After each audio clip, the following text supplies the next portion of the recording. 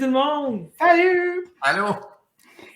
On a avec nous notre invité Anthony Bertrand-Grenier. Salut Anthony! Allô? Hey, Oui. ça fait tellement plaisir de te voir, de te parler. On s'est échangé beaucoup par écrit, indirectement, par ta copine qui est vétérinaire. Puis, Oui. là, Vous m'avez mis en contact. exact. Le monde est tellement petit qu'il y a C'est comme fou. plein de gens intéressants à aller creuser dans leur cerveau. Donc aujourd'hui, tu es notre cible pour aller creuser dans ton cerveau pour explorer plein de choses. Donc de quoi on va parler, Francis, aujourd'hui?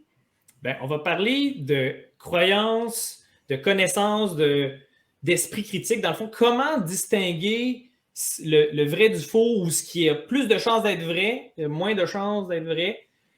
On va naviguer dans ces affaires-là parce que, qu'on se le dise, dans tous les domaines, incluant le domaine des animaux, de la santé animale, du comportement animal, il y a toutes sortes d'informations qu'on entend, qu'on peut lire sur les interwebs, entre autres. C'est pas toujours de la bonne information. Fait que, Anthony, justement, toi, tu es expert dans être capable de critiquer l'information de toutes sortes. Fait que c'était ça qu'on voulait que tu Oui, parles. je vais commencer par me présenter. Oui, s'il vous plaît. Oui. Donc, Oui. très Pas rapidement. obligé d'être rapide. Vas-y, présente-toi. On Oui. veut savoir c'est quoi toutes ces lettres-là après ton nom. Ouais. Je m'intéresse beaucoup à apprendre. Donc, c'est pour ça OK. que j'ai d'abord fait un baccalauréat en génie physique à l'Université Laval. Ensuite, une maîtrise en énergie biophotonique, c'est l'imagerie par laser à l'Institut national de la recherche scientifique à Varennes. Un doctorat en physique médicale, en imagerie médicale. J'ai toujours été passionné par l'imagerie. J'ai ensuite travaillé un peu en radio-oncologie pendant 1 an. J'ai fait de la recherche 3 ans, puis maintenant, je suis physicien médical à l'hôpital à Trois-Rivières. Et je fais aussi un doctorat en épistémologie, soit, on peut dire, la science de la connaissance, c'est-à-dire comment distinguer, c'est quoi croire, c'est quoi savoir, et c'est surtout questionner les méthodes pour acquérir des connaissances. C'est surtout ça, l'épistémologie. Évidemment, la science en fait partie. Donc, je m'intéresse beaucoup à ça. Puis, je suis aussi chargé de cours à l'UQTR en mathématiques, parce que ça m'intéresse aussi les maths. Oui. Est-ce que tu dors des fois? Je suis assez insomniaque, je dois l'avouer, je suis assez insomniaque, mais... Vu comment ça m'a pas pris de temps à détecter ça? Ouais, c'est ça. Non, je dors quand même, là. Donc, 2-3 heures par nuit. Parler de pensée critique, dans le fond, c'est comment se rapprocher de la vérité ou s'éloigner de la fausseté ou comment suspendre son jugement quand on n'est pas sûr. Il y a beaucoup de définitions de la pensée critique. Il y en a vraiment... il y en a presque autant que de penseurs critiques, là, je dirais. Là. Il n'y a même pas de définition universelle. Mais essentiellement, on peut se dire que la pensée critique, c'est comme un filtre de notre cerveau pour distinguer le vrai du faux, pour essayer de s'arranger, de se rapprocher le plus souvent de la vérité, si on peut dire. J'aime ça voir l'esprit critique comme étant un peu un filet de sécurité pour ne pas se faire avoir, pour ne pas se faire tromper. Ben, c'est pas nécessairement les gens qui vont nous tromper, mais des fois, nous, on perçoit des choses, puis notre cerveau, notre propre cerveau va nous tromper. Des fois, il va nous faire des déductions hâtives, des autoconclusions, des trucs de même. Fait que je pense que ça s'aiguise, ça s'affûte, cet esprit-là. Oui, ben là, tu parles surtout des biais cognitifs. Dans le fond, notre cerveau, il nous fait des raccourcis intellectuels qui, des fois, peut nous aider à prendre une décision rapidement, mais malheureusement, des fois, ça donne pas les bons résultats, surtout quand on passe d'une décision qui est plus complexe ou plus analytique. Là. Puis, d'ailleurs, pour commencer tout de suite avec les animaux, par exemple, oui. Il y a un biais cognitif qui s'appelle le biais du survivant. Le biais du survivant, ce que c'est qu'on porte l'attention à ceux qui ont réussi, ceux qui ont eu du succès, et on oublie ceux qui n'ont pas eu tant de succès. Ce biais-là, au départ, a été fait, je ne me rappelle plus si c'était la Première ou Deuxième Guerre mondiale, mais il y avait des avions qui partaient à la guerre et ils revenaient, puis il y avait des trous de balles un peu partout dans l'avion. Donc là, on dit, on va renforcer les endroits qui ont les trous de balles. Jusqu'à temps que quelqu'un se gratte la tête et se dise, non, il ne faut pas renforcer les endroits qui ont des trous de balles. Parce que ceux c'est ceux qui sont partis, mais qui ont été capables de revenir. Il faut penser que ça, c'est des survivants. Il faut penser à ceux qui sont partis, mais qui n'ont pas été capables de revenir. Puis l'allusion que je veux faire avec les animaux, c'est que dans les années, je ne sais pas si c'est 70 ou 80, il y avait eu les chats parachutes. Je ne sais pas si vous vous rappelez de ça. Je pense, malheureusement. Ouais. Les chats parachutes, c'est que il avait fait certaines études statistiques que au-dessus du 6e étage, les chats étaient moins blessés qu'en dessous du 6e étage. Ouais, ben, genre un chat qui tombe d'une certaine hauteur. C'est ça. Ouais. Qui tombe d'une certaine hauteur, c'est comme le 6e étage. Ils ont le temps de se relaxer avant de taper à terre, là, puis c'est moins mal. Au-dessus du 6e étage, c'est comme si le chat était capable de se stabiliser, puis là, il était capable de survivre. Mais en fait, ça peut s'expliquer par un biais de survivant, parce que si un chat tombe du 20e étage, il peut survivre. Mais ceux qui décèdent, on ne les amène pas chez le vétérinaire. C'est ça. Donc, les vétérinaires ne reçoivent que les survivants. Il faut penser à tout le cimetière décédé. Donc, c'est comme un biais cognitif qui nous a mis dans notre tête que c'est lui qui a eu du succès. Mais en fait, c'est ça. Il faut penser à tous les autres possibles ou plausibles. Donc, des biais cognitifs, il y en a des centaines. Je dirais le plus puissant, ou à peu près, c'est le biais de confirmation, très souvent. Oui, de chercher la réponse qui confirme ce qu'on pense. Là. Exactement. On va soit chercher ce qui confirme ce qu'on pense, ou quand on a deux affirmations, une qui confirme ce qu'on pense, puis une qui ne confirme pas ce qu'on pense, ben celle qui confirme ce qu'on pense, on considère qu'elle est meilleure, mais alors qu'elle n'a pas nécessairement une meilleure argumentation nécessairement. Il y a aussi faire du cherry picking. C'est ça. Ça allait faire aller chercher l'information qui confirme vraiment ce qu'on pense. Comme par exemple, si on croit à l'homéopathie, fait que là, on s'en va sur Google, homéopathie, on se dit, tiens, je défile 5 pages qui dit que l'homéopathie ne fonctionne pas, mais à la 5e page, il y a une étude qui montre que ça fonctionne. Mais en fait, ce qu'il faut voir, c'est toutes les études, qu'est-ce qu'ils disent ensemble, et non aller chercher l'information qui confirme évidemment ce qu'on pense. Moi, je me dis, y a-t-il une façon de... Parce que nos automatismes et nos biais, ils ont parfois des raisons d'être. Question d'économie d'énergie dans notre cerveau. Le cerveau, il veut vraiment faire des prédictions efficaces à chaque fois qu'il voit quelque chose. Donc, quand il voit quelque chose, puis souvent c'est associé, ben, il va dire ça, c'est égal à ça, parfait, c'est fait. Maintenant, la décision va être plus rapide dans l'avenir. Mais on se trompe pour d'autres. On a tellement associé... le lait à la vache, que si je dis que ça boit une vache, tu vas penser lait en premier. Tu te trompes dans ce cas-là, mais ça a une raison d'être ailleurs. Fait, où est-ce que c'est? Est-ce qu'on sait où est-ce que c'est un automatisme ou c'est des fois de la mauvaise foi? Parce que je pense qu'il y en a, mais je pense pas que tous nos biais cognitifs sont nécessairement dus à de la mauvaise foi. La personne ne veut pas comprendre. C'est comme la grenouille. Effectivement. Ben, en fait, les biais cognitifs, je dirais, c'est surtout de nous. Ça part de nous. Puis c'est la meilleure façon de les contrer, c'est de les connaître. Mais même quand on les connaît, on peut mieux les contrer, mais on va en être victime pareil, ce qui est normal.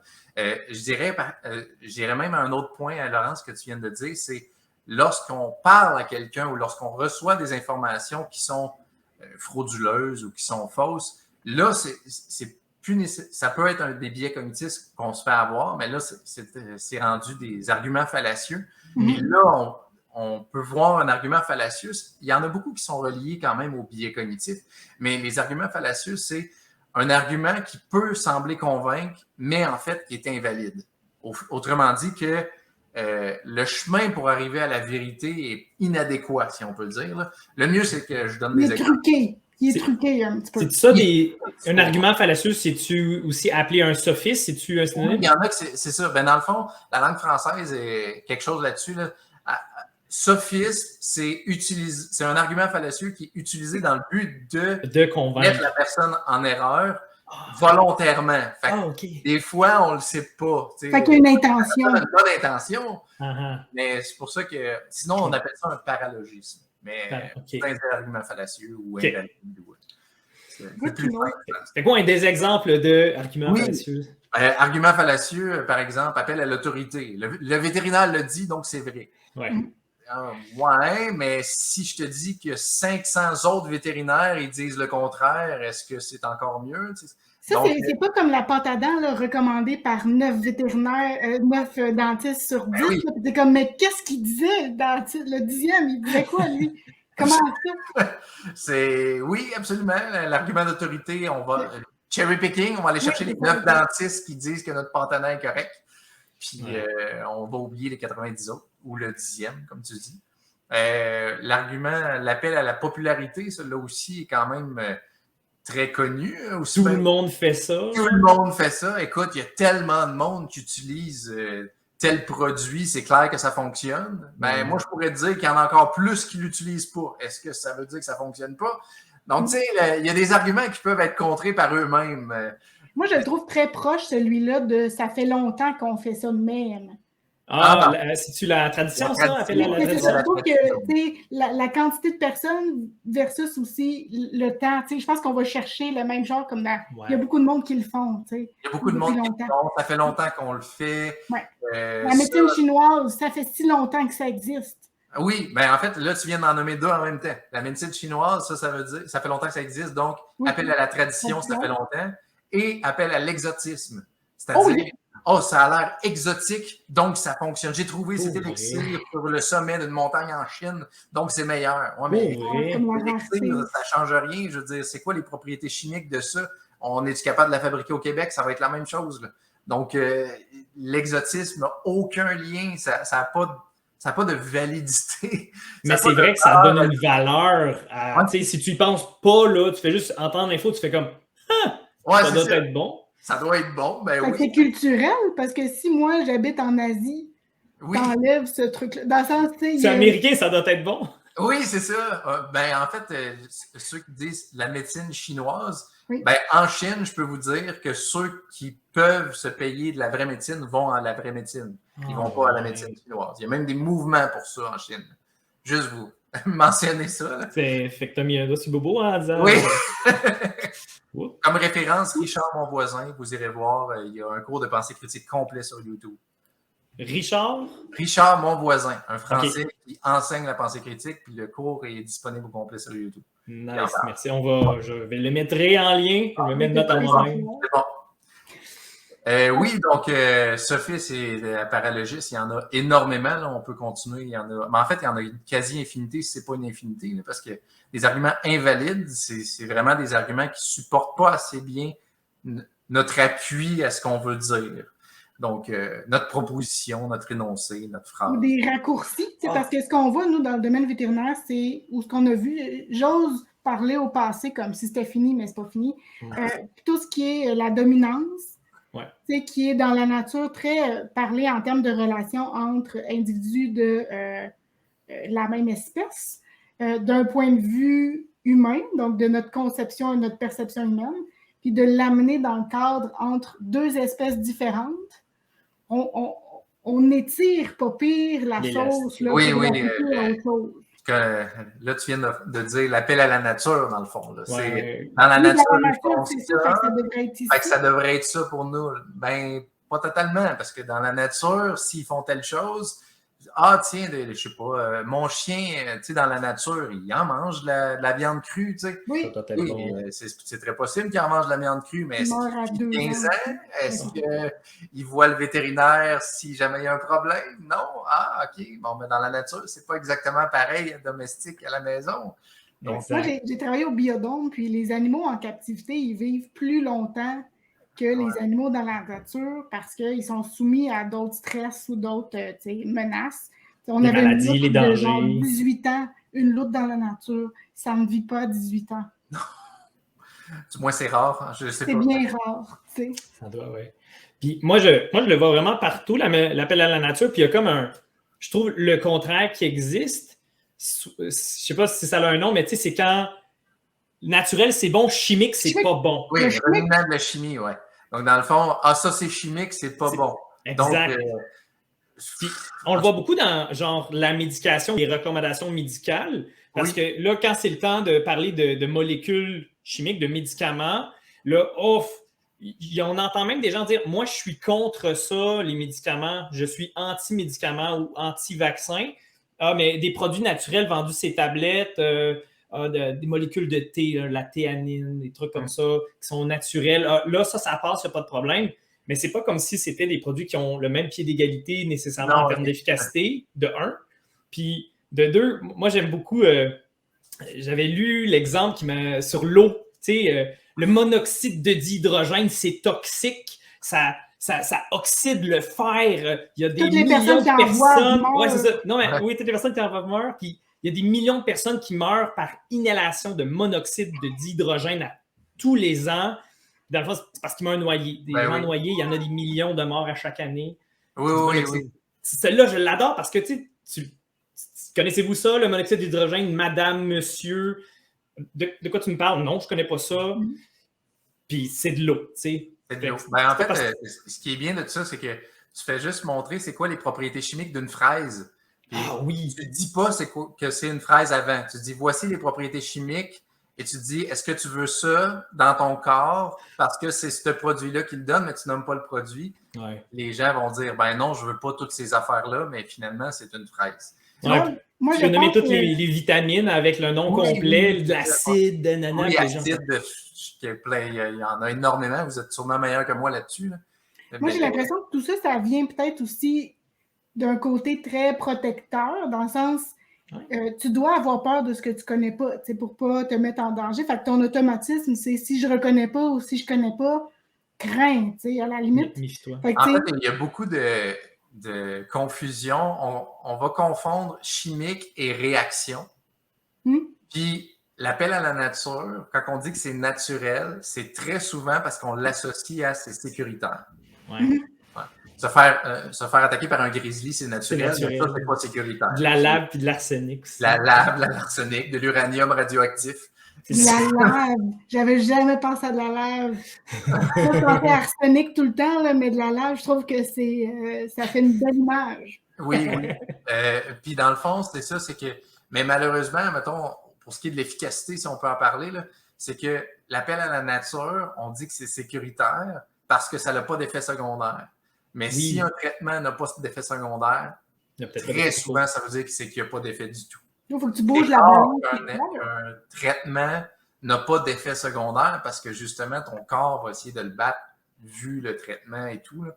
Donc, l'appel à la nature est très souvent vu comme étant c'est sécuritaire. Puis renier la chimie, ou on appelle ça comme on voudra, parce que la chimie, c'est vu comme étant toxique, c'est vu comme étant des réactions néfastes pour notre corps. Alors qu'au final, je veux dire, tout est chimique. Là. On est chimique nous-mêmes. Tout n'est pas réaction, mais tout est chimique. Est-ce que tu connais... moi, j'ai fait de longs cours vraiment longtemps, puis cet argument-là, on l'entend quand même assez souvent, l'appel à la nature et tout. Puis je ne suis pas convaincue que ce soit une bonne façon d'aborder les confronter ne fonctionne pas en général pour défaire des mythes et des choses comme ça. Mais bref, on leur disait, est-ce que vous saviez que tel chimio, c'est à la base de plantes, c'est une fleur, c'est du periwinkle, tu sais, c'est... Ouais, on a été chercher justement l'ingrédient qui fonctionnait le mieux. C'est magnifique la nature, vous avez raison, on peut guérir du cancer maintenant. Oui, bien c'est sûr, ça pourrait être un argument. Bien, justement, la chimio que vous faites est utilisée avec ça. Peut-être que ce serait un argument pour certaines personnes, il faudrait voir. Mais ça rassure les gens, justement, à cause... Tu n'as pas nécessairement le temps... Là, dans le cas de Laurence, tu es devant ton patient qui a le cancer, tu as le client, il faut que tu expliques le traitement. Tu n'as pas le temps de le convaincre que, OK, le chimique, c'est bon, la nature, c'est pas toujours bon. Puis, tu fais juste, tout de suite, tu sais que si je dis naturel, ils vont me trouver cool. Ils vont me faire confiance. Moi, j'essaie de ne pas aller contre, parce que quand tu fais ça, tu te braques. Fait que, moi, je suis comme, vous avez raison, des fois, le naturel, c'est vraiment cool. Regardez, ça a fait cette chimiothérapie. En fait, il y a une méthode pour tenter de convaincre les gens. Je veux l'entendre. Oui, l'entretien épistémique. Dans le fond, ça, c'est pas un débat. Tout ce qu'on fait, c'est poser des questions à la personne. Puis on pose très peu de questions sur ce qu'elle croit.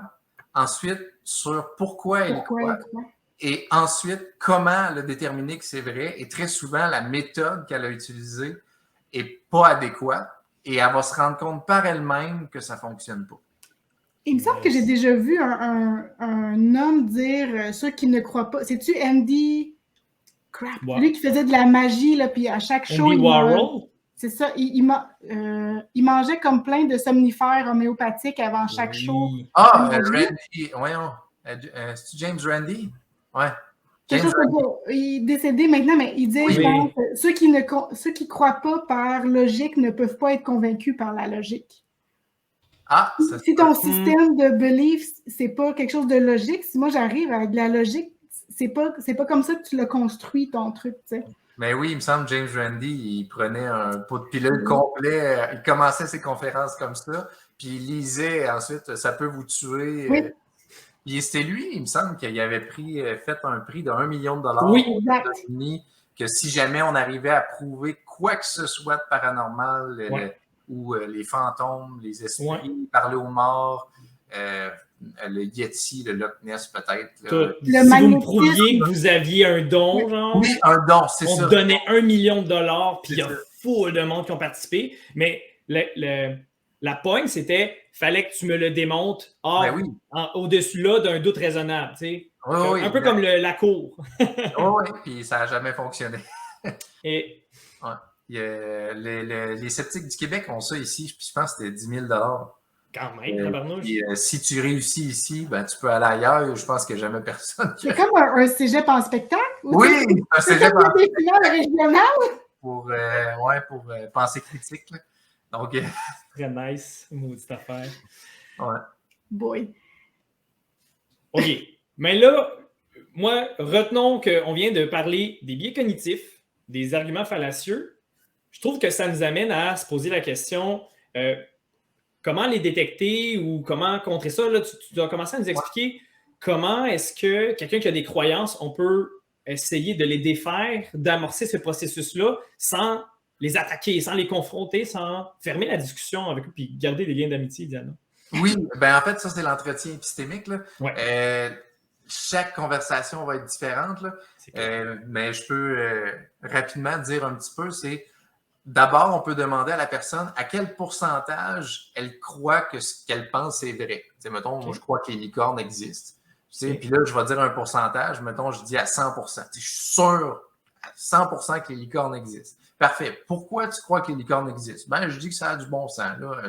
Ça aurait de l'allure. OK? Puis là, comment tu as pu déterminer que c'est vrai? Puis là, je vous dis, mettons, ben, j'y vais avec mon intuition.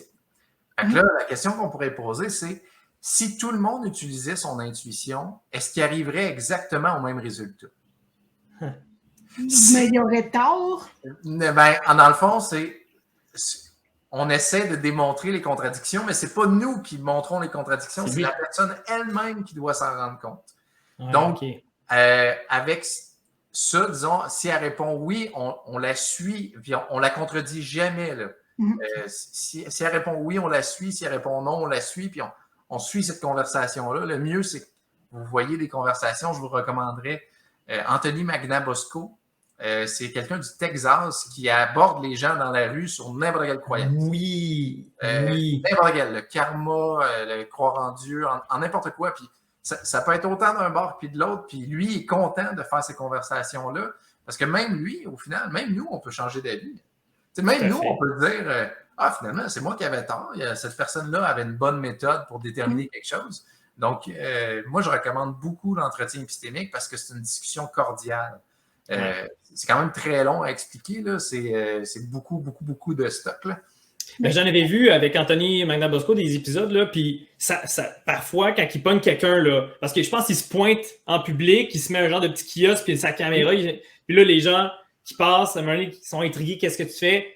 Je parle, il se met un timer, mais tu sais, des fois, il bosse, parce que les gens accrochent. Oui. Et ça peut partir pendant une demi-heure, 45 minutes. Oui, vraiment. Puis, il y a des gens qui arrivent, ils croient à 100% depuis leur enfance, puis en 7-8 minutes, à la fin, ils disent « Je ne sais pas si ça existe ». Mais ça, c'est de la magie, je trouve. Ça, c'est impressionnant. Là. Il y a quelque chose là-dedans, parce que d'habitude, c'est quand tu rentres je comprends qu'ils ne rentrent pas en confrontation, mais on a l'habitude, je trouve, de vouloir... Ouais.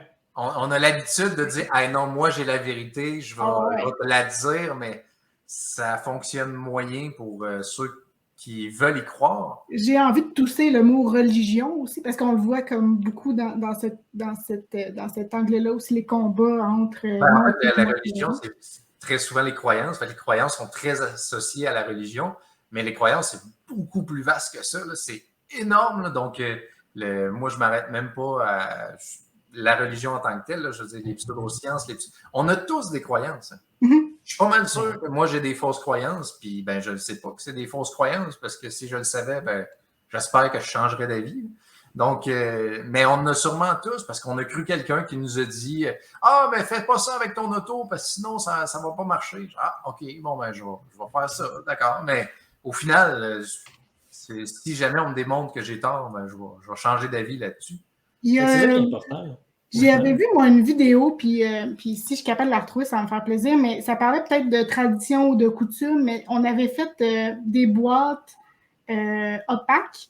Ils avaient donné à des enfants puis à des singes.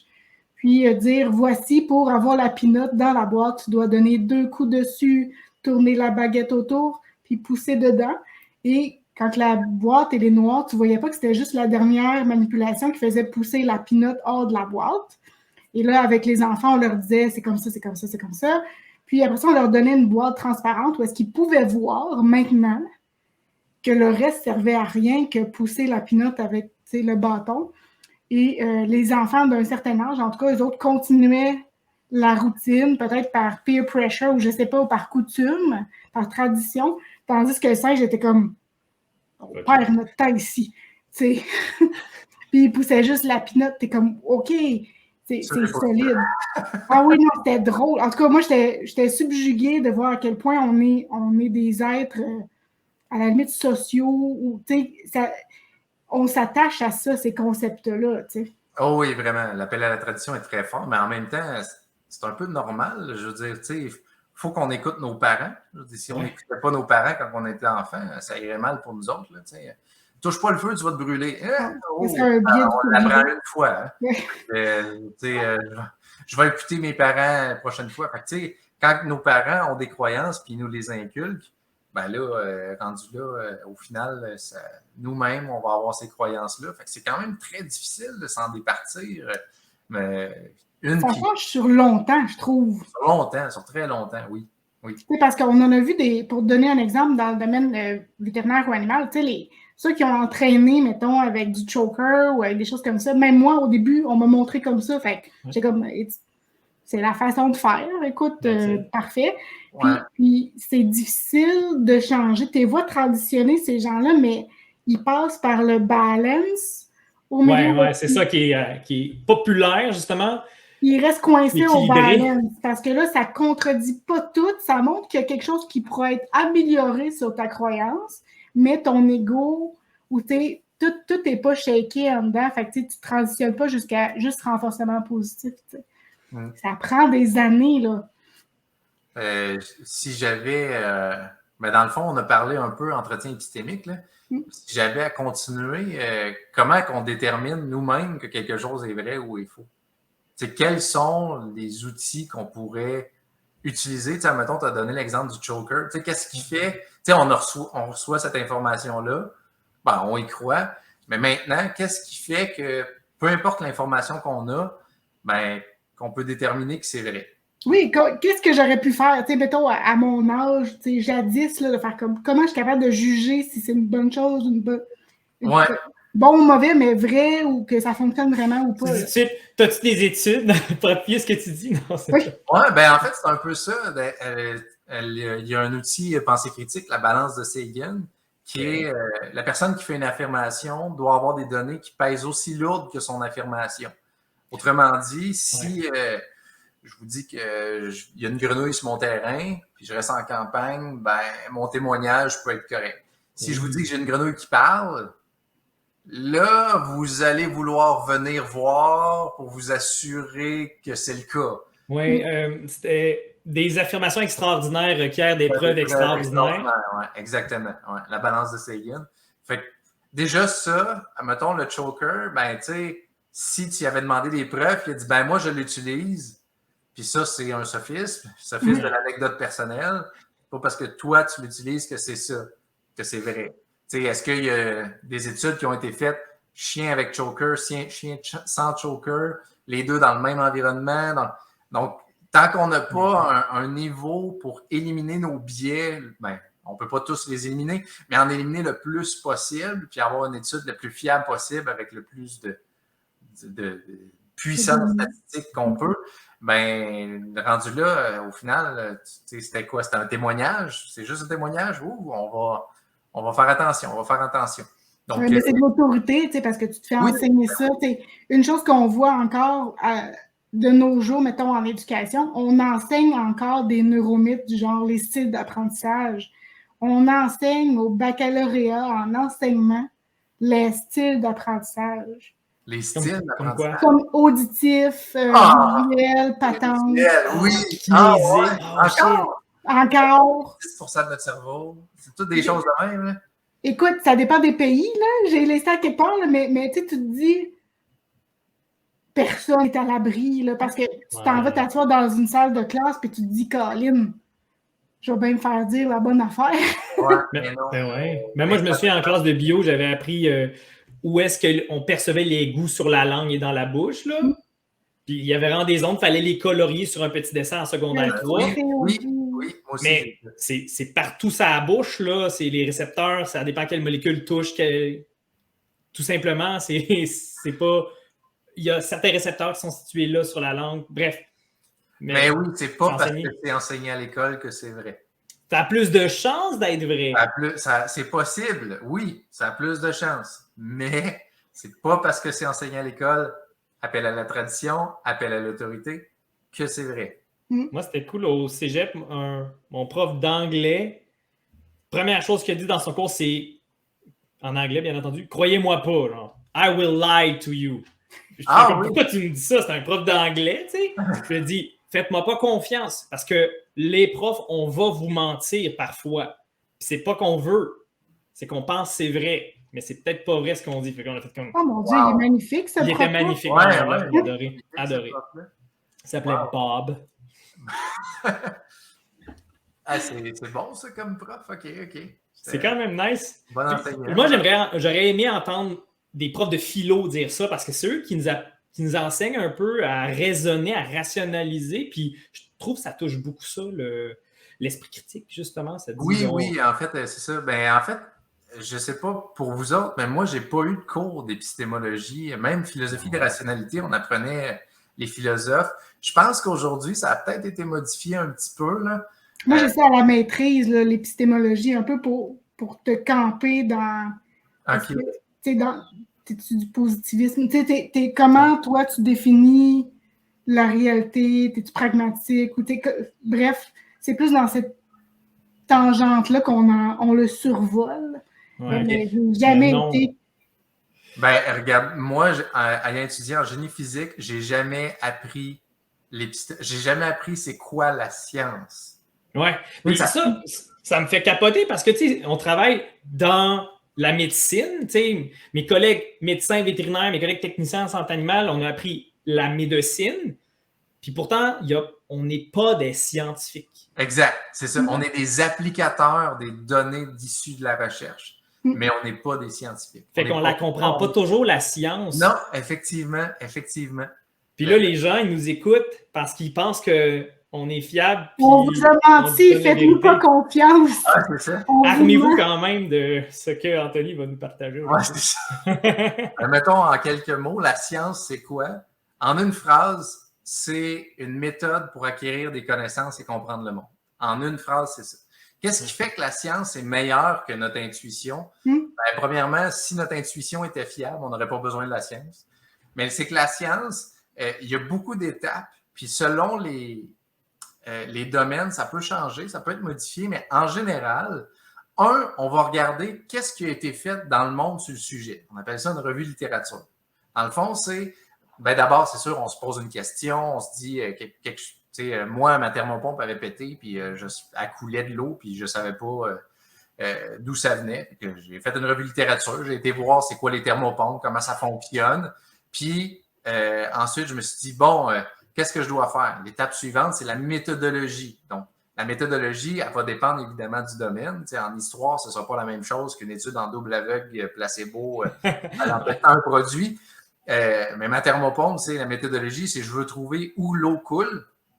Puis, j'ai pu la démonter avec ma revue littérature pour être capable de savoir c'est quoi, c'était où. Puis, on a mis de la colle, puis là, elle ne coulait plus. Résultat, j'étais bien content. Si je dirais ce qui aide beaucoup, dans le fond, c'est ça la science, revue de littérature, soit qu'est-ce que les autres personnes ont fait dans le monde, donc on y va avec des mots-clés, des outils, des moteurs de recherche. Méthodologie, qu'est-ce que nous on fait pour essayer d'éviter le plus de biais, mais d'être capable d'arriver à un bon résultat fiable. On arrive à un résultat, ensuite on interprète nos résultats. Donc on trouve les faits et ensuite on se dit quelle conclusion on peut en tirer et non passer par l'inverse, c'est-à-dire je veux prouver que l'acupuncture fonctionne, mais non, on doit d'abord prouver qu'est-ce qui fonctionne, puis ensuite quelle conclusion on peut en tirer, est-ce que ça fonctionne ou non, on fait des tests. Mais ensuite, ce qui aide beaucoup la science, c'est qu'il y a une revue par les pairs. Une revue par les pairs, c'est des personnes externes à toi qui vont regarder si ce que tu as fait est correct, si ta méthodologie était adéquate. Parce que même moi, mettons, je vais faire une étude, puis finalement, je n'ai pas pensé à quelque chose qui était extrêmement important, puis je ne l'ai pas inclus dedans. Donc, au final, la revue par les pairs, c'est des experts du domaine qui regardent si ce qu'on a fait est correct. Bien évidemment, j'ai résumé la science très rapidement, mais n'empêche que on peut penser que la science est très abstrait, alors qu'au final, presque n'importe qui peut appliquer la science chez soi, puis la revue par les pairs, on demande à d'autres personnes, mais on peut faire de la science, même si ta machine à café a bug, tu vas être capable si tu essaies d'appliquer la science, tu peux peut-être résoudre ton problème. Donc, la science nous permet d'acquérir des connaissances et comprendre le monde, puis résoudre des problèmes. Donc, essentiellement, c'est un peu ça que je dirais sur la science. Puis la philosophie, elle ressemble beaucoup à la science. Parce que la philosophie, c'est une méthode rationnelle pour comprendre le monde. Puis la science est tirée de la philosophie. Puis, surtout partie avec Isaac Newton, Galilée, Philosophica Mathematica de Newton, qui a pris la philosophie naturelle, puis il a mis des formules mathématiques dedans, puis c'est devenu la physique. Donc, la physique est née de la philosophie.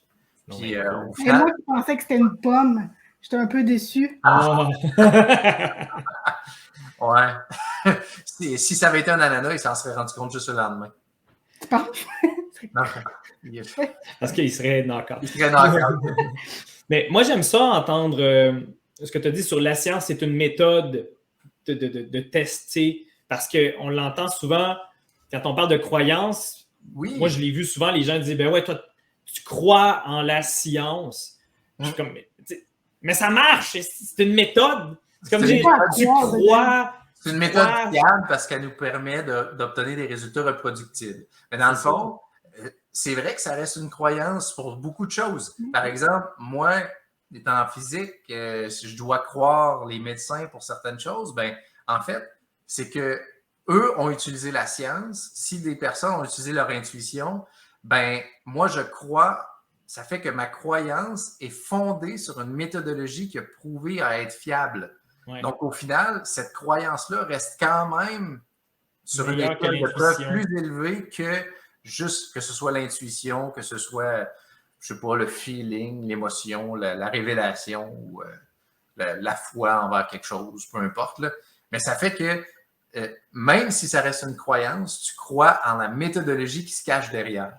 Donc, au final, c'est mieux croire à des données qui sont issues de la science que croire en une personne qui va crier sur son toit qu'il y a eu une révélation. Donc, oui, en la méthodologie, c'est mieux. C'est ça qu'on comprend. Oui, comme la façon de déterminer. Puis, tu sais, j'ai déjà eu une discussion avec quelqu'un qui croyait à l'homéopathie, mais qui croyait aussi au changement climatique puis aux autres choses. C'est comme, mais comment on arrive, si tu crois à la méthode de un,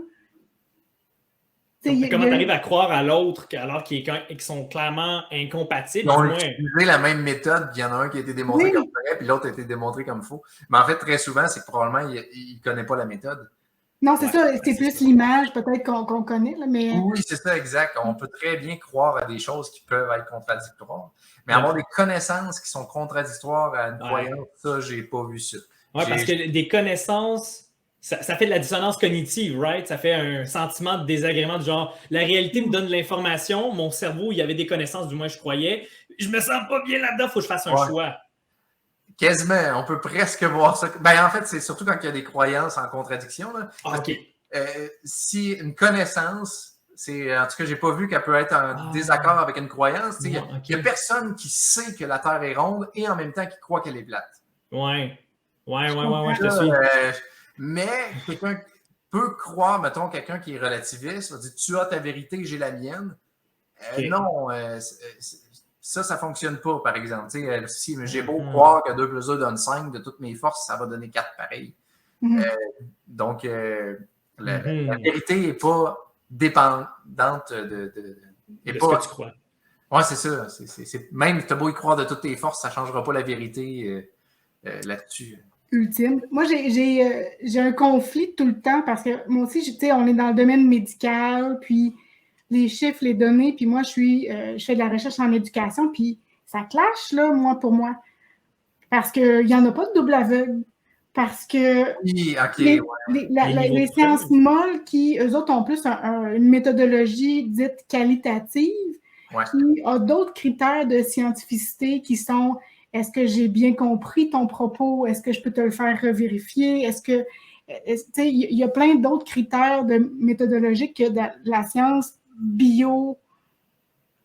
Genre, mettons, la science médicale, ça serait j'ai un médicament, c'est supposé soigner cette maladie-là. J'ai 100 personnes qui ont la maladie, je la mets dans 100 personnes, combien survivent. C'est des chiffres, tu peux le savoir, tu peux le mesurer, mais mettons, l'apprentissage ou la psychologie, comment tu mesures ça? Ben, c'est ça, moi, mon devis, c'est est-ce que ça va changer, mettons, je ne vais pas bousiller mon projet pour pas qu'il soit connu, mais est-ce que ça change ta confiance à faire quelque chose? Je vais être obligée de te le demander. Moi, je considère que c'est un maudit biais que tu te sens à l'aise de me dire. Tu comprends? En fait, là, tu as touché un point, là, par exemple, au niveau de sciences d'éducation, psychologie, distinction entre sciences humaines et sciences nature. OK? La science humaine étudie l'humain, la science nature étudie la nature. Point final. Tout ce que c'est l'objet qu'on étudie qui est différent, mais la méthode, la science reste la même. La méthodologie reste la même. Oui, ça va changer selon les disciplines, mais en physique, ça va changer pareil. Mon expérience ne sera pas la même si je fais de la physique expérimentale versus de l'astrophysique. Pourquoi? En astrophysique, je ne suis pas capable de faire d'expérience. Je n'ai pas un laboratoire de 500 000 années-lumière. Tout ce que je peux faire, c'est des observations. C'est la seule chose que je peux faire. Mais en fait, pourquoi en sciences humaines, on va dire que c'est qualitatif?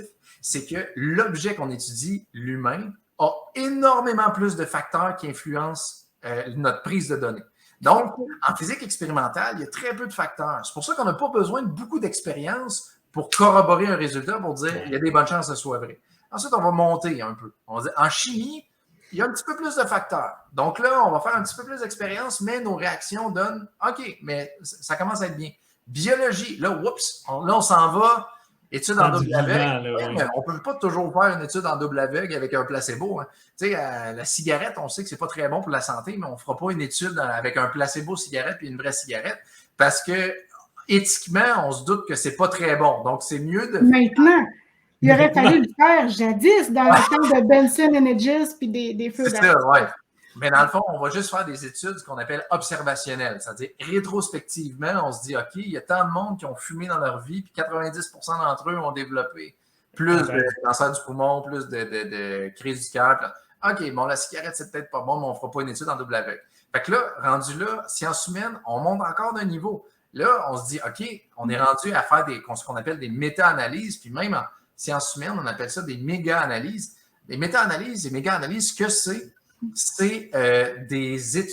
On prend toutes les études qui ont été faites, qui touchent le même sujet, la même question ou à peu près. On les met ensemble et on essaye de trouver des facteurs communs, puis je ne veux pas dire booster l'efficacité, mais pour voir s'il y a une efficacité. Puis en psychologie ou en sciences de l'éducation, même les méga-analyses, c'est quand même très difficile de voir d'avoir un résultat qu'on appelle significatif. Pourquoi? C'est parce qu'il y a tellement de facteurs qui influencent les données. On fait juste penser à l'alimentation. Est-ce que tel produit est bon pour la santé? Tabarouette, OK, là, on va regarder du monde. OK, avez-vous déjà pris ça? Avez-vous déjà pris ça? Non, oui. mais c'est parce qu'on prend plein d'autres choses à manger. Il y a des choses que tu sélectionnes. Que ça, c'est bon pour la santé, puis ça ne l'est pas. Ouais. C'est extrêmement difficile, puis surtout que l'être humain, si on vit à 80 ans, ben là, quels autres facteurs environnementaux qui peuvent influencer nos données? J'ai pas ça. La cigarette. Oui, le nombre d'heures. Tu sélectionnes pour d'autres critères que tu ne tiens pas compte. C'est ça, exactement. Puis je vais même aller encore plus loin que ça. On a une étude animale.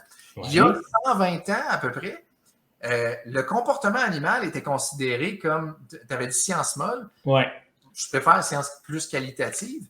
Mais dans le fond, pourquoi? C'est que à chaque fois qu'on étudiait le comportement animal, ben, on influençait la prise de données parce que les humains, aujourd'hui, avec les technologies qu'on a, les caméras, c'est devenu une science plus dure.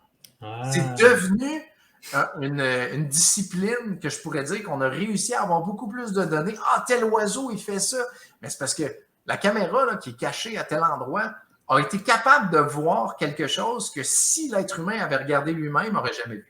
Ah ouais. Ben, les éthologues, à cette heure, c'est rendu, pour beaucoup, ceux qui font de la recherche de terrain, c'est installe tes caméras puis regarde du footage pendant des heures de ces espèces, ton groupe d'animaux qui t'écoute. Je voudrais jamais faire ça. Non, mais ça donne des bons documentaires après. Yes! Ouais. Donc, il y a toute cette perspective-là, sciences humaines, sciences nature. Puis moi, je trouve ça le fun parce que de se dire qu'une science qualitative est devenue plus quantitative grâce à la technologie, ben ça veut dire que peut-être qu'un jour, il y a des sciences aujourd'hui qui sont considérées comme qualitatives. Des fois, ça a un autre but, par contre, aussi. Des fois, c'est comme pour mieux comprendre un phénomène, parce que je pense pas qu'en physique, tu vas faire des entrevues semi-dirigées, tu sais. Ben non, avec les électrons, c'est très difficile. Tu penses d'être un proton, toi? Oui, c'est ça, oui, non, on n'a pas ça. On n'a pas.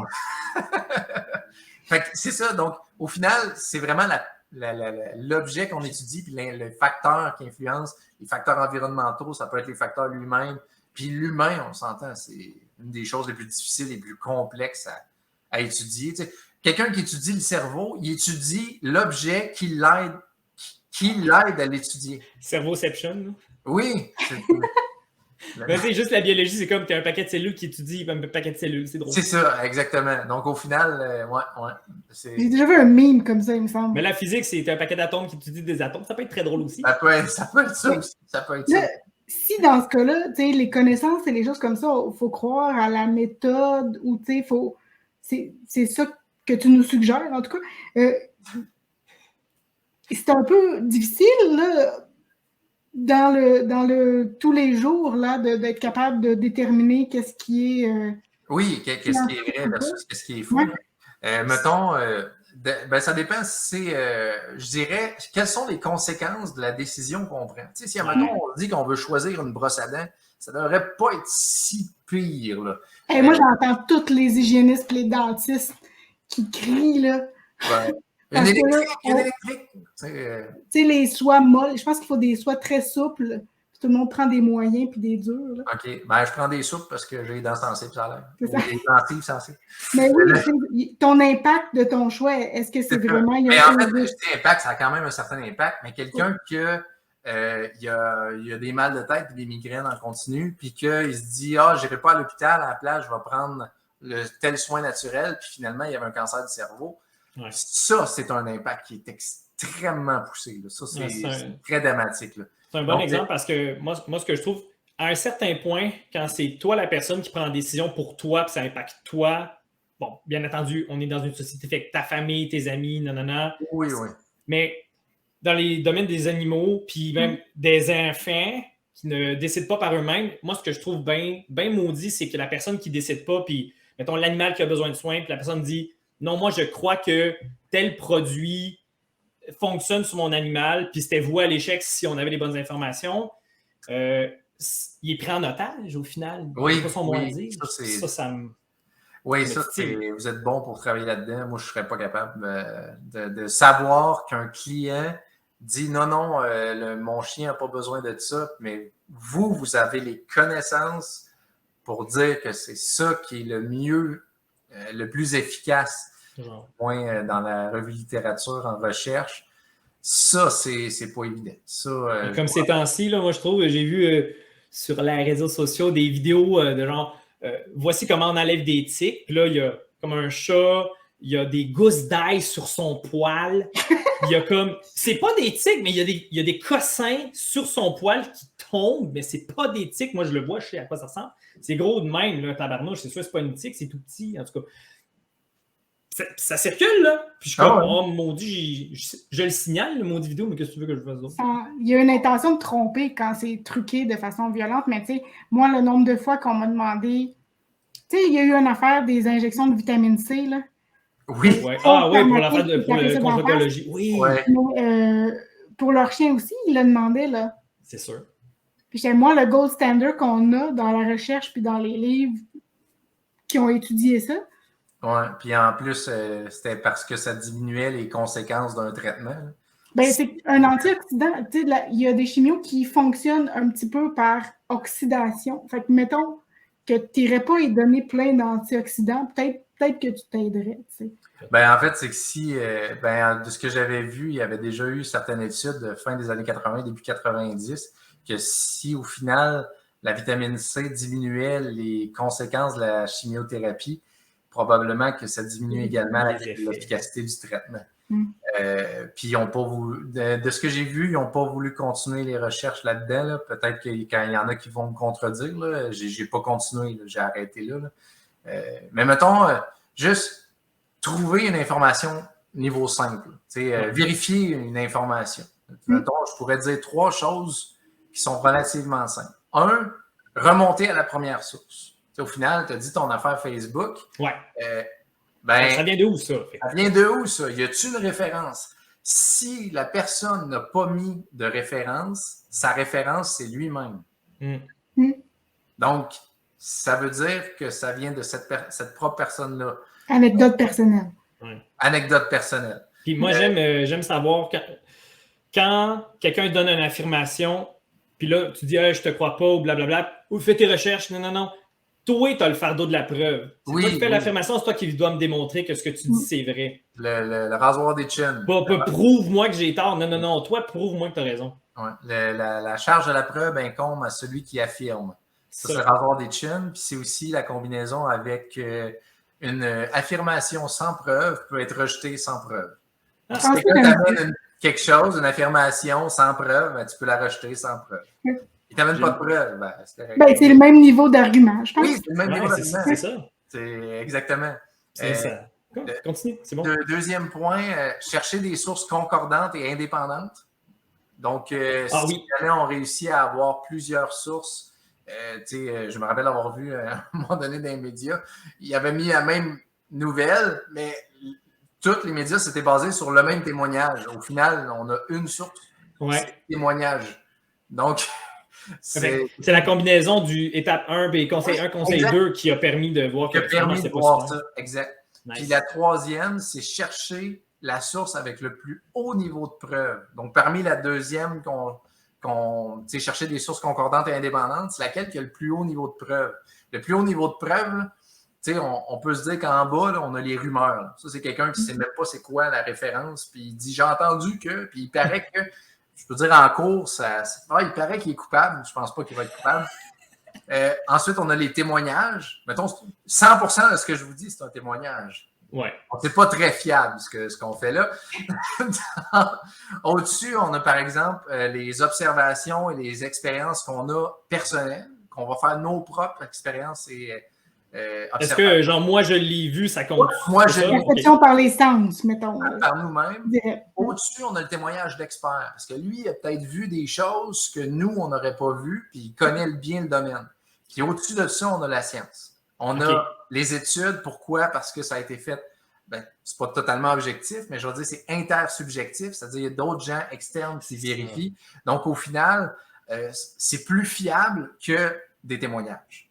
Moi, ce que je trouve cool, c'est que vraiment, tu traces la ligne, il y a individu, puis là, après, il y a plein de gens qui ont travaillé ensemble pour y arriver. Puis, en fait, si, admettons, on se rend compte qu'on fait une étude au Québec, puis, oups, ça s'avère à être faux au Japon. On dit, c'est intéressant, ça.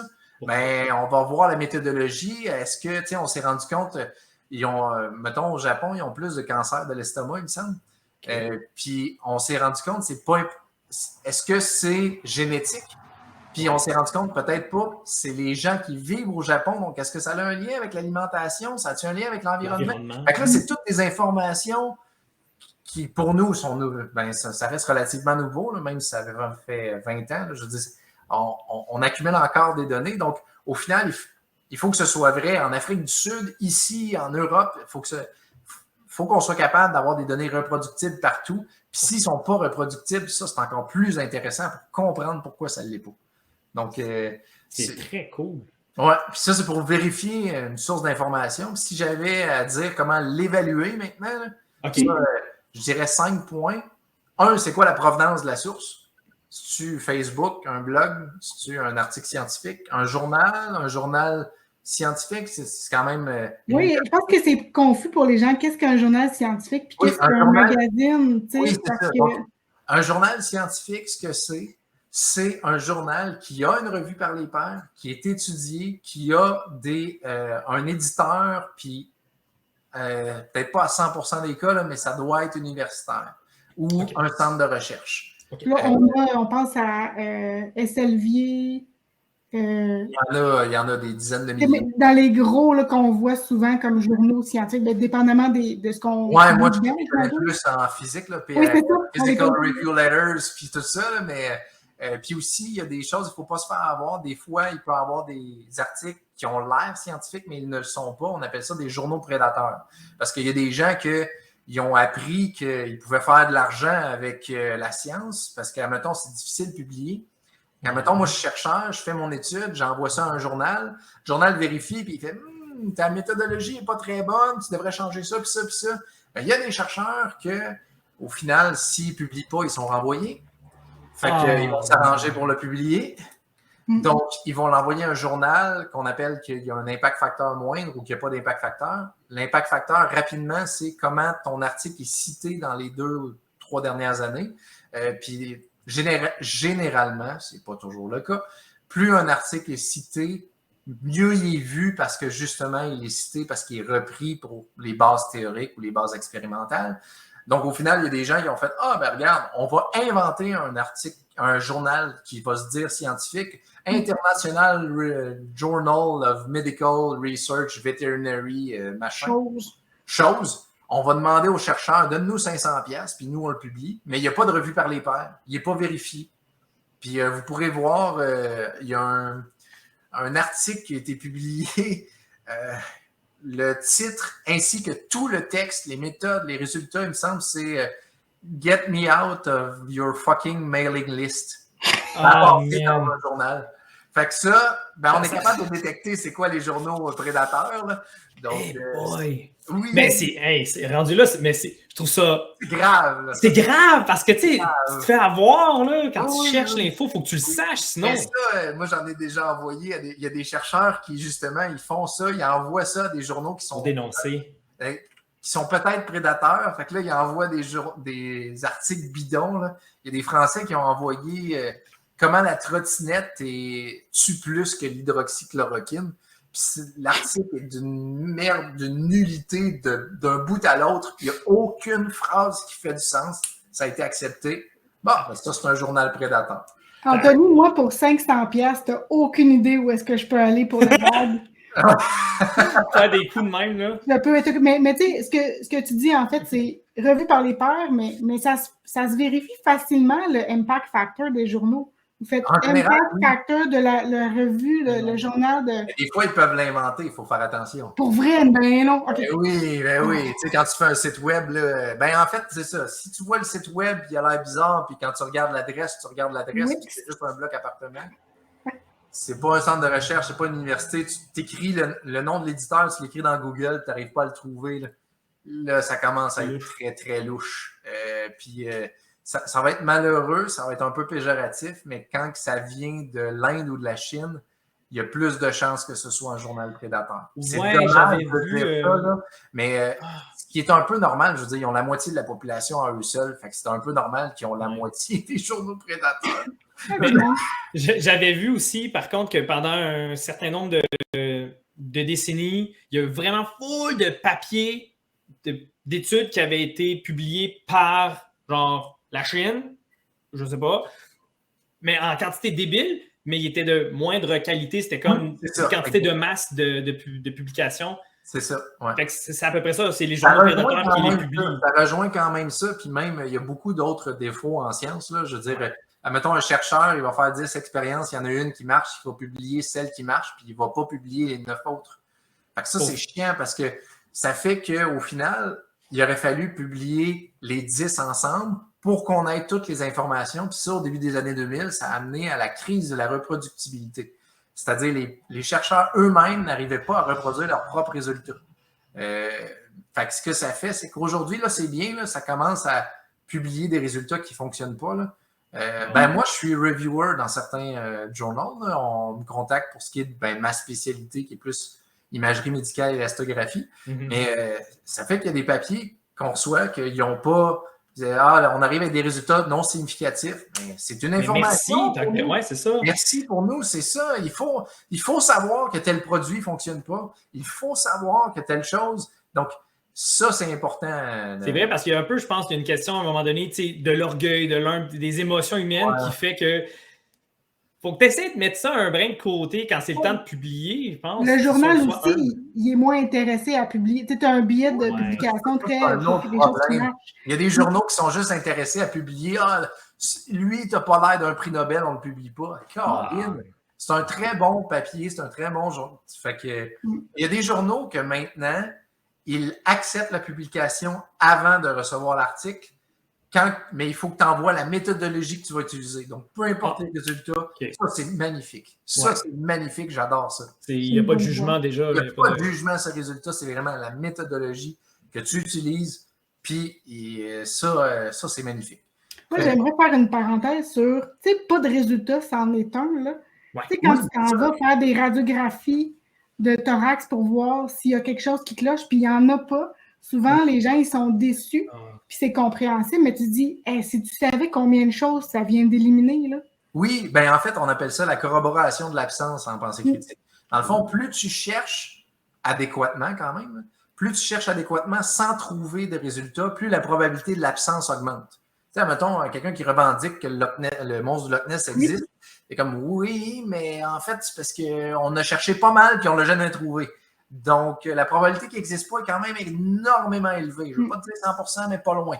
Puis, donc, la corroboration de l'absence renforce l'idée de l'absence d'efficacité, si on peut dire, ou l'absence d'existence, si on peut dire. Donc, tu sais, si tu prends une radiographie, je ne vois pas telle chose. Si tu prends 5-6 radiographies avec 8 CT scans, IRM, puis tu ne trouves rien, il y a des bonnes chances, il n'y a pas ce que tu voulais. Pas là. Nice. Ouais.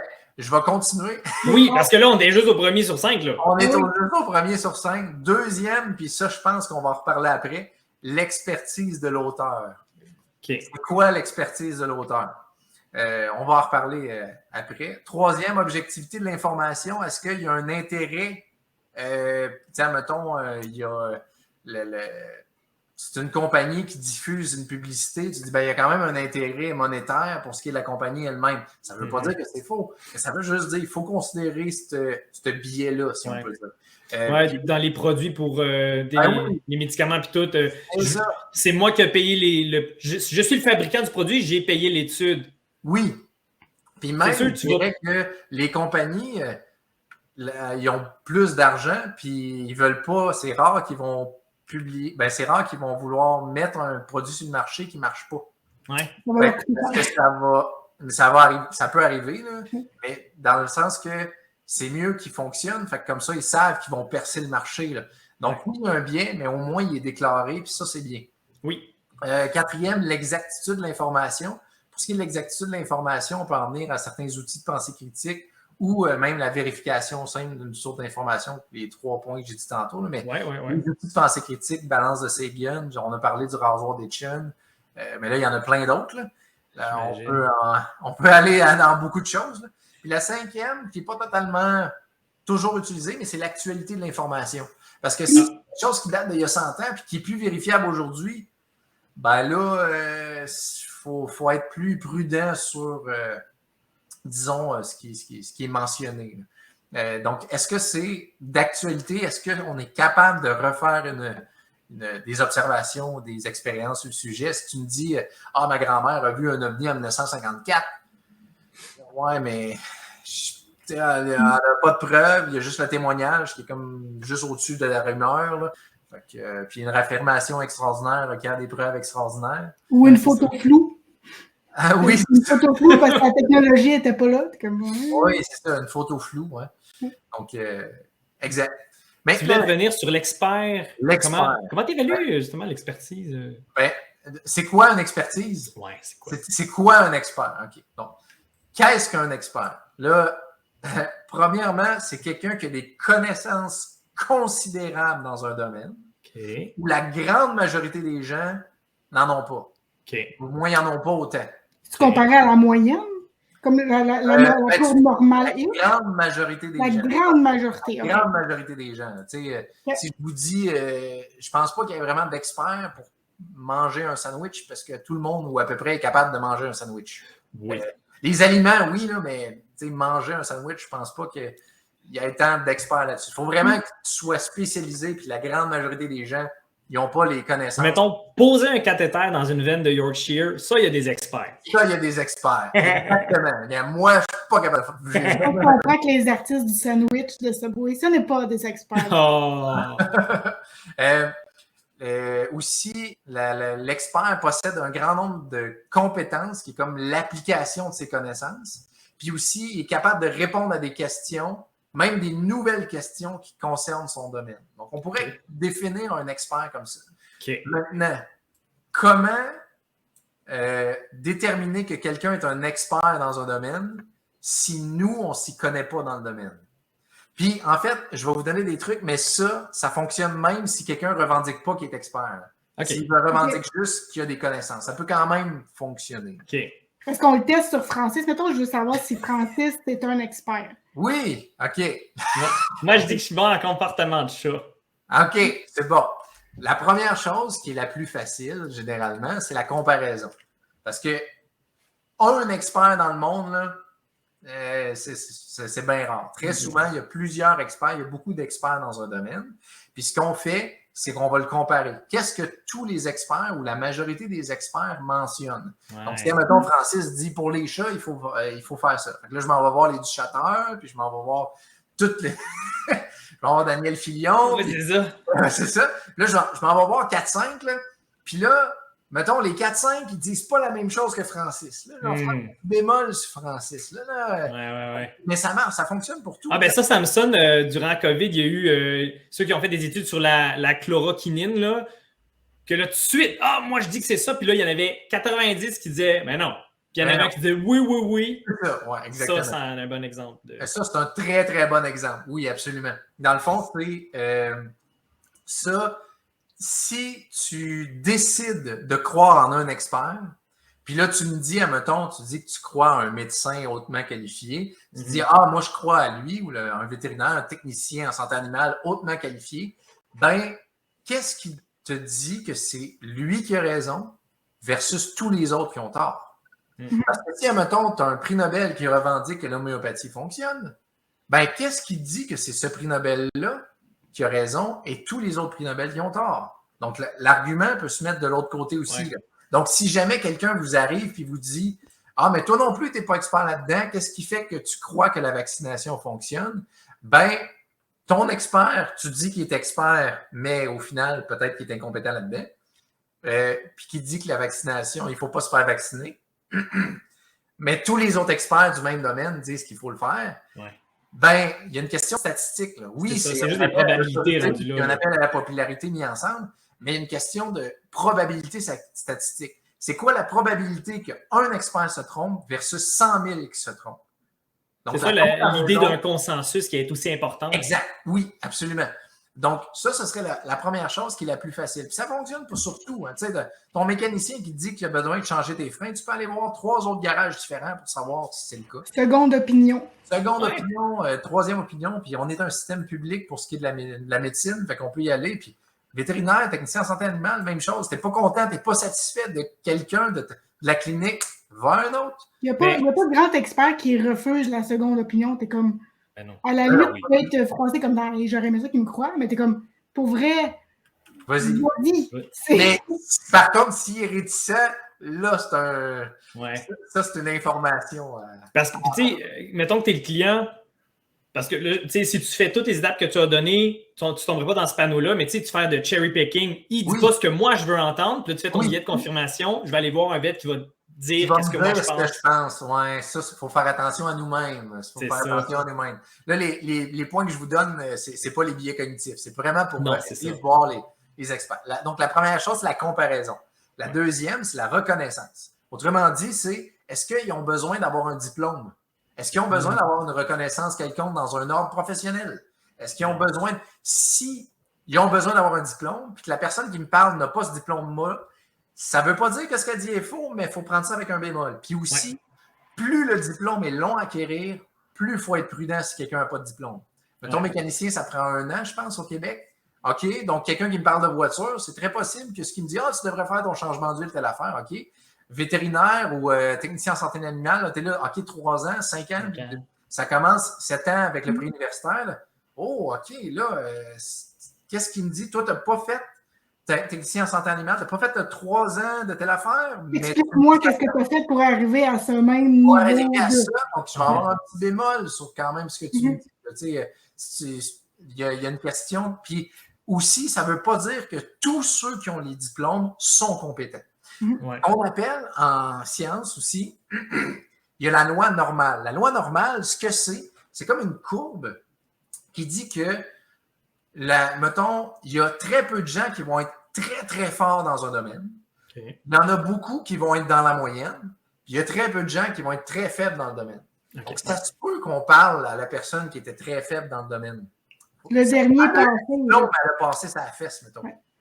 Donc, ça se peut que ce soit ça. Donc, c'est pour ça que des fois, la comparaison, elle aide. Qu'on va aller voir d'autres. Là, tu me dis que les gens, là, que sur les réseaux sociaux, si leur niveau de scolarité s'écrit école de la vie, il ne faut pas se fier à ça, là. Non. Il faut aller questionner. Il faut aller questionner. Puis même s'il est écrit université, remontez à la première source, cliquez dessus parce qu'il va peut-être être écrit université de telle affaire, puis tu te rends compte que c'est une association dans un autre pays. Fait que c'est pas une université. Donc là, reconnaissance. 3e, antécédent. Qu'est-ce qu'il a fait avant?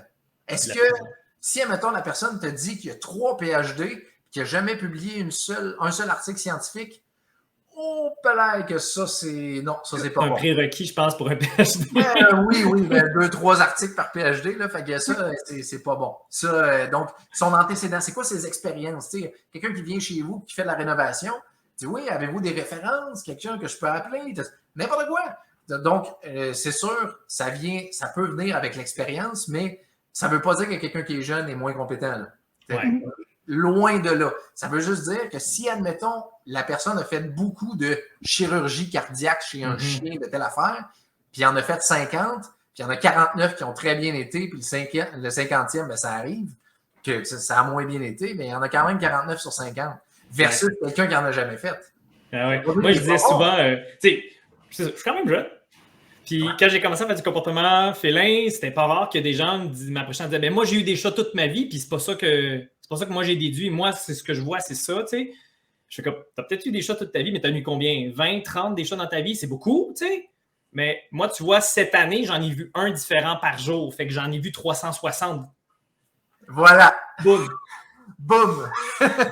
Mic drop, puis je suis parti. On est tous en oncologie, tu sais. Moi, j'ai travaillé avec le vétérinaire on a eu une interview avec lui, là, mais il était tout jeune quand on a commencé ensemble. Puis là, il disait, ben, comment ça, toi, tu le saurais, mais mon vétérinaire, il ne sait pas, lui. Tu sais, tel cancer, quoi faire. Il a bien plus d'expérience que toi, tu sais. Ben, lui, il a 11 ans d'université, mais il a aussi juste ça dans sa pratique. Il n'y a que des cas de cancer, il n'y a pas de vaccin, de maladies préventives, de problèmes de peau, de problèmes... Il n'y a que ça, là. Ben, en fait, ça, c'est souvent aussi, l'appel à l'autorité, c'est souvent ça. Tu sais, admettons, on va amener le micro à un médecin, puis il va parler d'astrophysique. Oui, ça marche pas. Là. Les vedettes qu'on demande. Les vedettes, les artistes, les sportifs, utilisez cet antisudorifique, les meilleurs. Moi, mais... Pourquoi je le croirais? Ça, j'aurais tendance à croire ça pour un antidorifique et un sportif, mais Mais en fait, il y a peut-être aucune idée ce qu'il y a dedans. Qu'est-ce qui fait que c'est. c'est très peu probable qu'ils sachent. Donc, l'argument d'autorité, oui, les sportifs et les artistes sont très souvent mis à l'avant-plan parce qu'ils sont populaires. Appel à la popularité. Ouais. Un autre point, quatrième, qui est assez simple, l'intérêt. Est-ce que l'expert a un intérêt sur ce qu'il nous dit? Si jamais il y a un produit à nous vendre, ben déjà là, il y a un intérêt. Je parlais de mes rénovations tantôt, il veut sûrement avoir le contrat. Si, admettons, le vétérinaire où il te dit ah ouais, mais va pas voir les autres, là, moi j'ai raison, puis les autres ont tort. On peut là, pour vraiment être réticent, il y a un intérêt à te garder. Là. Puis ça c'est évident là, quand il te dit de même. Là. Ouais. Donc, l'intérêt peut être quelque chose. Ensuite, là, ça va être un petit peu plus complexe, mais ça va être plus efficace. Okay. Numéro 5, c'est l'argumentation. Est-ce qu'il y a des bons arguments pour supporter ses dires ou il dit des arguments fallacieux, comme on a dit tantôt? Ouais. Appel à la nature, à reniement de la chimie, appel à l'autorité, il fait juste dire ça. Puis, ses meilleures preuves qu'il a, c'est des témoignages où il est capable de te montrer des faits, puis il est capable de te montrer des études qui ont été démontrées. Donc là, il y a comme l'échelle de preuves. Là. Donc, au final, les arguments en tant que tels, est-ce qu'il y a des bons arguments ou des arguments fallacieux? Ça donne des bons points. Ensuite, je dirais des outils de la pensée critique, balance de Sagan, puis tout ça. Là. Donc, si on utilise la balance de Sagan, puis au final, l'affirmation extraordinaire requiert des preuves extraordinaires, puis il dit que son élixir est capable de vaincre tous les cancers qui existent. Puis évidemment, les cancers sont encore là. Moi, je tiens à dire que c'est le cancer, OK? Ouais, le cancer. Les gens, ils parlent du cancer. Il y en a juste un. Il y en a juste un. Oui, il y en a. Ouais. Un septième que je dirais, c'est les connaissances. Tu sais, j'ai dit au début, comment reconnaître un expert quand on n'a pas de connaissances, mais des fois, on peut avoir quand même un peu de connaissances sur le sujet. Tu sais, si, mettons, je parlais du mécanicien tantôt, là. Ouais. S'il te pointe une table et il dit ça, c'est une voiture, ben, tu es capable de te dire qu'il ne s'y connaît pas vraiment là-dedans. Mais mettons, tu as un technicien en santé animale, une vétérinaire, n'importe qui arrive et qui te dit que son produit, hey boy, qu'est-ce que je pourrais bien trouver? Ah oui, c'est ça. Mettons, son produit dégage une énergie qui va permettre à ton animal de se sentir mieux. Ouais. Des ondes qui vont faire tomber les tiques. Oh. Okay, fait que là, ça, c'est le sophisme de l'enfumage. Mais ça, en fait, on peut lui demander c'est quoi la définition d'énergie. Parce qu'en fait, l'énergie... Regarde-le cafouiller. En physique, ça marche. Oui. Si vous l'utilisez en physiologie, là, ça dérape très souvent. Là. Fait qu'au final, on est capable d'avoir certaines connaissances, d'aller chercher certains petits points pour aller vérifier que si jamais cet expert-là se trompe pour ces points-là précis, qui peuvent être quand même de base. Là. Je veux dire, tu sais, l'énergie, c'est la capacité d'un système à réaliser un travail. Point final. Ouais. Je ne l'aurais jamais dit aussi bien que ça, par contre. Là, je veux dire. C'est peut-être moins vrai en physique quantique, mais essentiellement, c'est ça. Plus tu as d'énergie, plus tu as des capacités à faire un travail. C'est vraiment ça. Fait que là, si on parle d'énergie vibratoire et tout ça, là, il faut être un petit peu plus sceptique. Là, il faut être prudent là, parce que si on est capable d'avoir certaines petites connaissances, puis qu'on lui pose des questions sur le sujet, puis elle n'a pas les bonnes réponses, il faut être plus prudent. Ouais, moi, c'est comme le mot holistique que j'entends beaucoup. Oui. C'est quoi la définition du mot holistique dans le contexte que tu l'utilises? Puis je regarde la personne genre échouée. Oui, c'est toxine. Ouais. Toxine. Qu'est-ce que tu veux dire par holistique? Qu'est-ce que tu veux dire par chimique, par naturel? Par... Ça, c'est des bonnes questions. Juste les définitions. Puis si vous voyez que ça dérape, là, il faut être un petit peu plus sceptique, disons. Toxine, ça pogne bien des gens parce que c'est comme quelque chose de toxique. C'est comme non, c'est un déchet de bactéries. Une toxine, comme le botulisme, nous, tu sais, c'est quelque chose qu'on injecte pour faire du botox. Ça, c'est une toxine. Fait que non. Un autre point que je mentionnerais, ça, c'est le fondement du domaine. Si le domaine est considéré comme une pseudo-science, Le vrai expert est celui qui va dire que le traitement n'est pas efficace. Un expert de l'homéopathie n'est pas un homéopathe. Un expert de l'homéopathie est quelqu'un qui dit que l'homéopathie n'est pas plus efficace qu'un placebo. Ouais. J'avoue, lui qui a cherché l'homéopathie, comme qui a fait des vraies recherches, qui est un vrai expert, il va bien le voir que ça ne marche pas. Parce qu'un expert a des connaissances sur le sujet. Il n'y a pas des Ils n'ont pas des croyances. Donc, un peu ça, puis je pourrais même en ajouter un autre, mais il n'est pas vrai tout le temps. C'est l'humilité. Un expert a connaissance de son ignorance. Ouais, ça, c'est l'effet Dunning-Kruger quand il l'a pas, justement. Oui, c'est ça. Donc, l'effet Dunning-Kruger, c'est une mise... que moins t'en connais sur un sujet, ben, en fait, quand tu commences à en connaître sur un sujet, ta confiance en toi, elle explose, genre, oh ouais, je sais tout. Mais si en fait, c'est la mésestimation de notre propre compétence.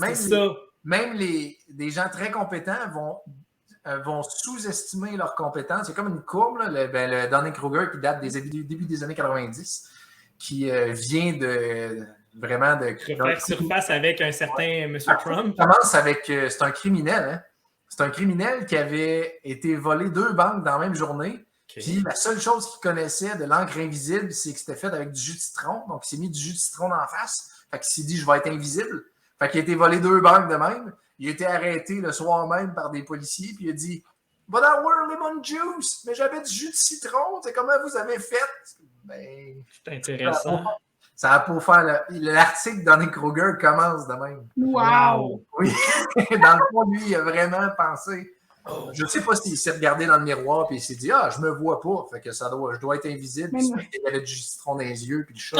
C'est ça. Si je ferme les yeux, je vois rien, personne ne me voit. Rien, ben c'est ça. Ouais, je sais pas. Mais ça vient, cette partie de là. Ça, je pense que c'est une affaire de défaut de permanence de l'objet. L'affaire, tu es supposé avoir à 4 ans. À peu près. Ou avant ça. Moi, le point que tu as mentionné, je le trouve important parce que moi, j'ai toujours dit. Je n'ai jamais pensé à le voir du côté à comment qualifier l'expert, mais j'ai toujours dit, moi, je vais avoir plus confiance en toi quand tu sais ce que tu sais pas. Ouais. Oui, exactement. Quand tu connais tes angles morts, tes ondes, puis que tu as assez, effectivement, l'humilité de dire, tu sais quoi, ça, là, jusque-là, moi, ma connaissance, après ça, là, et Colin, je peux guesser, là, mais c'est pas... Oh, exactement. Puis en fait, là, il y a, suite à l'effet Dunning-Kruger, il y a l'excès de confiance. L'excès de confiance, c'est que ça, c'est magnifique. Ils font des sondages. Ils ont fait des sondages aux États-Unis, puis c'est selon vous, êtes-vous inférieur à la moyenne, dans la moyenne? Tout le monde est inférieur à la moyenne. Pour les enseignants, les conducteurs automobiles, 93% des gens se considèrent meilleurs à la moyenne. Il y en a une gang qui se trompe. Il y en a beaucoup de biais. Ça, c'est un autre biais cognitif d'excès de confiance. Oui, mais 74-75% des enseignants se considèrent meilleurs que la majorité des enseignants. Ça, c'est magnifique aussi. Il y en a 23% qui se trompent. Bref, tu sais, t'es... Oui, c'est ça. Ça aussi, c'est des choses, des beaux biais cognitifs. La morale de tout ça, quand même, c'est que avec des petits trucs quand même faciles, des fois juste des petites questions, tu peux te protéger de recevoir de la mauvaise information ou toi-même d'en transmettre par après. Si tu te poses ces questions-là avant de répéter ce que tu as entendu, ça, c'est le fun parce que de nos jours, hein, de l'information, on a accès à ça là, de même, puis en quantité industrielle. Oui. Puis je trouve qu'un de nos rôles individuellement, c'est de ne pas disséminer de la mauvaise information, donc de participer à la désinformation des gens. C'est ça, oui. Dans le fond, il y a tellement d'informations, comme tu dis, puis même Gérald Bronner, un professeur en France, là, il a appelé ça le théorème de la crédulité informationnelle. C'est un autre biais cognitif, si on peut dire. Plus il y a d'informations dans l'espace public, plus la probabilité de trouver quelqu'un qui pense comme toi est élevée. C'est aussi la négligence de la taille de l'échantillon pour certains cas. Là. Mais ce que ça fait, c'est que quelqu'un qui a une croyance, il va chercher dans Google, c'est sûr qu'il va trouver que moi j'ai lu que si je donne du poison à rat mélanger avec de la litière, avec telle affaire, puis je donne ça à mon chat pendant 4 jours et demi, ça va faire ça. ben, il va trouver peut-être quelque chose de semblable parce qu'on a accès à des... Fait que c'est mieux de vérifier l'information. Rappelez-vous, c'est quoi les conséquences de ce qu'on dit. Essayer de trouver des sources concordantes et indépendantes, puis toujours remonter à la première source, puis avoir le meilleur niveau de preuve. Puis si le niveau de preuve n'est pas au bon niveau de l'affirmation, la balance de Sagan, il faut être très prudent sur ce qui est en dessous, disons. Puis c'est de faire preuve d'humilité, c'est de dire je n'ai pas l'info ou je ne l'ai pas trouvé, fait que je m'abstiens de partager. Ouais. C'est ce qui peut être plus difficile dans certains cas. Ouais. J'aimerais rajouter aussi, tout le monde ne veut pas être confronté sur ces trucs. Moi, j'encourage les gens, quand on discute en clinique vétérinaire, de demander le consentement avant de conseiller. L'entretien motivationnel. Voulez-vous entendre de l'information sur ce sujet? Est-ce que vous voulez des recommandations sur la nourriture de votre animal? Puis si le client il dit non, abort mission, tu vas sentir de la frustration. Comme tu disais au début, quand tu sais qu'il y a des évidences X scientifiques sur une façon de faire ou une autre, évite le conflit, évite, tu sais, tu as un devoir d'informer, mais tu as aussi la possibilité de dire est-ce que vous le voulez? Est-ce que c'est un bon moment aujourd'hui? Est-ce que ça vous intéresse? Est-ce que, tu sais, puis si la personne n'est pas prête à avoir cette discussion-là, souvent, c'est une bataille perdue, tu sais. Oui, exact. Tu vas avoir le rôle du vendeur là, qui met de la pression et qui met le pied dans la porte. Là. Hey, ouais, j'ai de quoi te vendre, le colporteur. Là. Tu l'aimes pas, lui, ben, tu veux pas être cette personne-là devant les gens que tu veux aider, dans le fond. Je vais pas aller au parc à chiens et dire comme « Hey! » Arrêtez de choquer vos chiens. Je vais t'expliquer la vie sur ton animal. Ouais. Surtout aborder les gens pour leur dire qu'ils ont tort de faire telle chose. Hey. Pensez que ça va bien aller. Non. Hey, mais je pense que ça fait pas loin d'1h30 déjà qu'on discute de ça. C'était super intéressant. Puis c'est clair que j'ai d'autres questions qui me viennent en tête. On va reprendre ça. C'est bon. Carte chouchou de tout le monde en parle dans tes mains. C'est bon. On a plein d'autres sujets. On a plein d'autres sujets. La pensée critique, ça touche à tellement de choses. Merci beaucoup, Anthony, d'avoir partagé toutes ces connaissances-là. J'espère que, cher auditeur, même s'il y avait moins de poils dans nos discussions d'aujourd'hui, que le sujet vous a vraiment intéressé. Parce que, vraiment, je sais, moi, le lien que je vois, c'est nos animaux sont pris en otage par rapport à nos décisions. On décide de tout sur eux, sur leur sort. On a même une décision de vie et de mort sur eux. Fait que je trouve qu'on a même une responsabilité plus grande par rapport à notre prise de décision d'avoir les informations éclairées pour... Là, je pointe comme dans le vide, comme si j'avais un chat à mes pieds. Mais on a une responsabilité plus grande encore, éthiquement parlant, de s'assurer de faire les bonnes choses pour notre animal parce qu'il ne nous parle pas. Puis, c'est bien dommage. Oui, effectivement. Ben, merci pour l'invitation. On va attendre que tu publies ton livre, n'est-ce pas? Oui. Il y a dans quand même quelques mois encore, mais il est très avancé. Le livre, il va parler biais cognitif, arguments fallacieux, la science, la pensée critique, croyance, connaissance, puis un peu de l'entretien épistémique. Eh bien, tiens-nous au courant quand il sera sorti et disponible parce que c'est clair que je vais aller modifier la description du vidéo, puis pouf, je vais le linker. Puis on va nous acheter 2 caisses. Yes! Tiens, prends ça, maman, papa. Arrête d'écouter les saisons de Claudine puis de me dire qu'est-ce que t'entends, maman. C'est une joke, maman. Sur ce. On se dit à la prochaine. Passez une belle journée. Puis à la prochaine épisode. Au revoir. Merci.